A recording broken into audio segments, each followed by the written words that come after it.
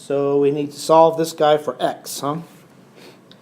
So we want to be able to square both sides to get rid of the radical, but first that radical has to be all by itself there.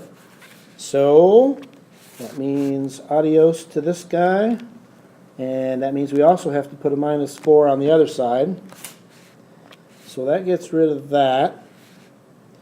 And now we get the radical all by itself over here, which is x plus 8. On this side now we just have the x minus 4. X minus 4.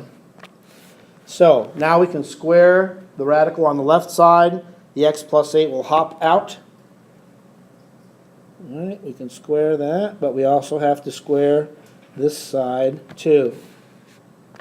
So let's scoot this over here. Now we have the x plus 8 all by itself.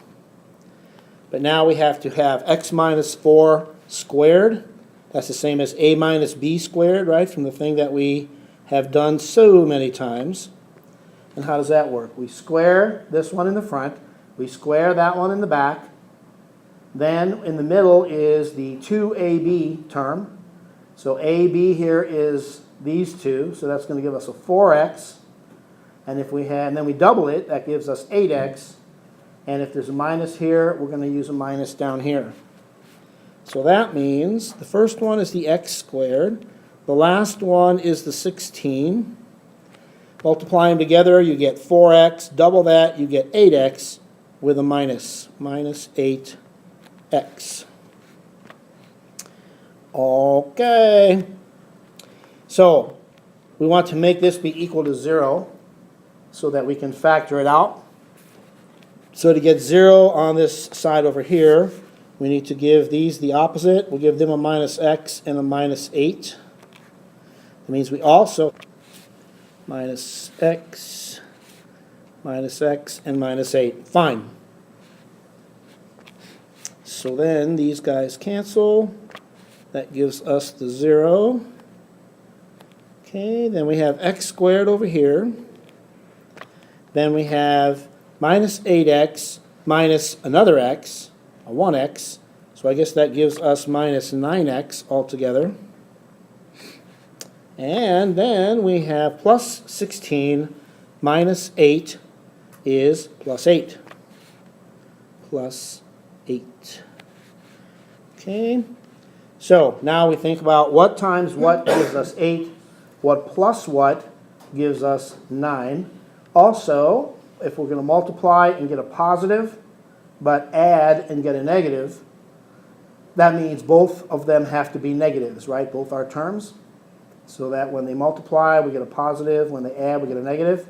I'm thinking 8 and 1, right? Minus 8 and minus 1, actually. So if we go with minus 8 and minus 1 is our terms that we're looking for, then multiply these. Minus times minus is plus. 1 times 8 is 8. That works. And when we add them together, minus 8 minus 1 gives us the minus 9. So that's cool.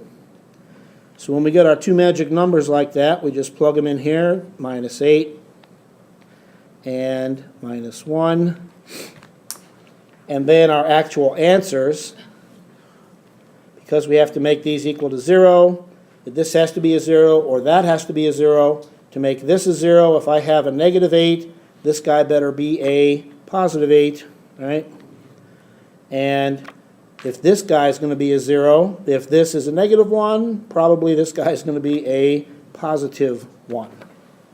Now, this is the one, though, where we have to plug these back in to the original to make sure we don't get a bogus answer. So our answers here are 8 and 1. Let's go back to our original thing here. We're checking for the possibility of 8 and 1. So if we put an 8 right here, then that means we're going to get what? 8 plus 8 is 16. Right? We take the square root of 16, we get what? 4. 4 plus 4 is 8. And we plug the 8 right here, there's 8. So 8 definitely works, right? Now we put a 1 over here.